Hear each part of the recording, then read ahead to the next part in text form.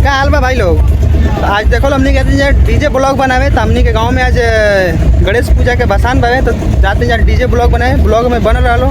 तो फाइनली हम जाते रहे, नहीं तो हमारे 3 जना सब्सक्राइबर मिल गए। उन लोग से हाथ मिला लेते कहीं छोड़ दा था ना, तो तोड़ दिन धोके तो फिर हम लोग से हाथ मिले नहीं। लेकिन तुम लोग को बताया नहीं कि सब्सक्राइबर हमारे गाँव के लड़का रहा।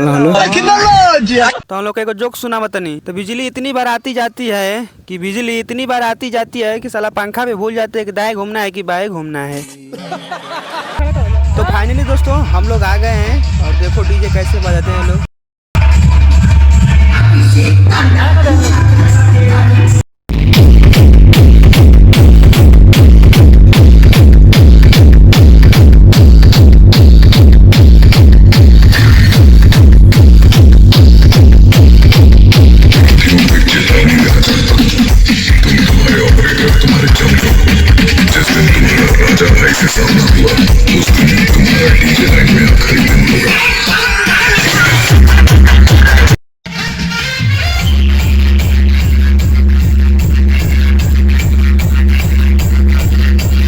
भाई लोग इतना खतरनाक ही बजा उतरल हम लोग कि कान के पर्दा हमनी के सुन हो गइल।